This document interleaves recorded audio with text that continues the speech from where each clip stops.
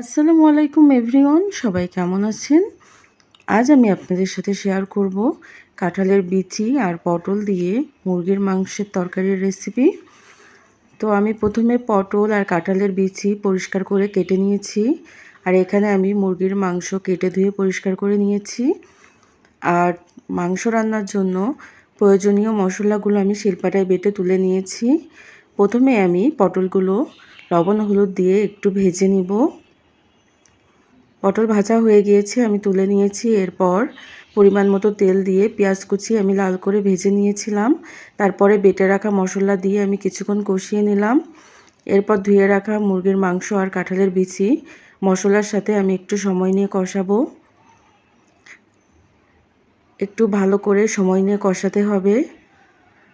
আমার আসলে অনেক ঠান্ডা, কাশি এখনও সারেনি, এই জন্য আমার কণ্ঠ একটু অন্যরকম লাগছে। এখানে আমি ভেজে রাখা পটল দিয়ে দিয়েছি আর সামান্য পানি দিয়ে দিয়েছি, যাতে পটল, কাঁঠালের বিচি আর মাংস সিদ্ধ হয়ে যায়। এই যে প্রায় মাংস কষানো হয়ে গেছে, পটল কাঁঠালের বিচি সিদ্ধ হয়ে গেছে। এখন আমি ঝোলের পানি দিয়ে দিলাম। এই তরকারিটা মূলত অনেক মজা হয় খেতে। মুরগির মাংস তো আমরা সবসময় আলু দিয়ে রান্না করি, একদিন এভাবে রান্না করে খেয়ে দেখবেন। তো এটা হচ্ছে তরকারির ফাইনাল লুক। আমার ভিডিওটা এই পর্যন্ত।